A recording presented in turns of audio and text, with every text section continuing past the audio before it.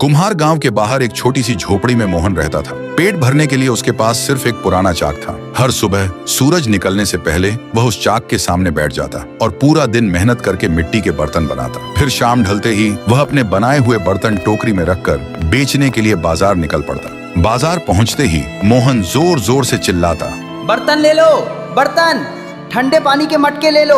उसकी आवाज सुनते ही आसपास के लोग इकट्ठा हो जाते और धीरे धीरे उसके सारे बर्तन बिकने लगते और उन्हीं पैसों से उसका गुजारा चलता।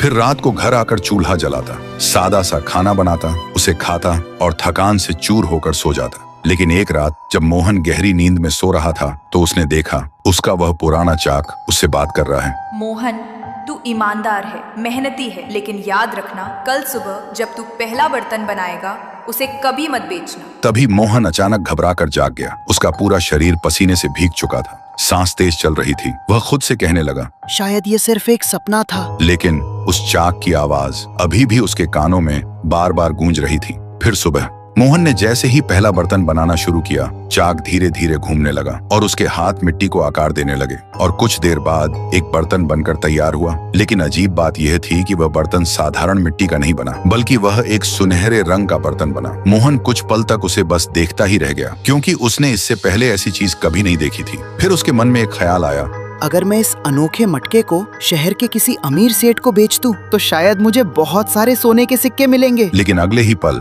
उसे रात का वह सपना याद आ गया।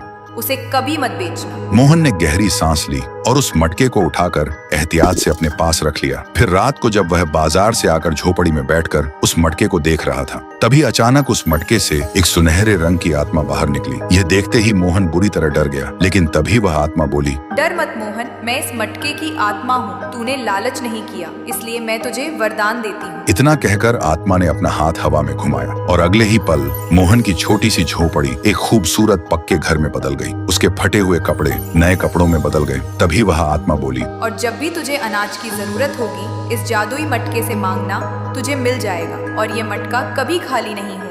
लेकिन याद रखना, इस वरदान का उपयोग सिर्फ भलाई के लिए करना। इतना कहकर वह आत्मा गायब हो गई। फिर देखते ही देखते मोहन अमीर बन गया, लेकिन उसने अपना कर्म नहीं छोड़ा। वह अब भी बर्तन बनाता था। वह अब जरूरतमंद लोगों को मुफ्त में अनाज देता, भूखों को खाना खिलाता और सबकी मदद करता। धीरे धीरे लोग मोहन की इज्जत करने लगे, उसकी ईमानदारी की मिसाल देने लगे। और तब मोहन को समझ आया कि अगर इंसान लालच छोड़कर सच्चे मन से मेहनत करे तो किस्मत खुद उसका साथ देती है।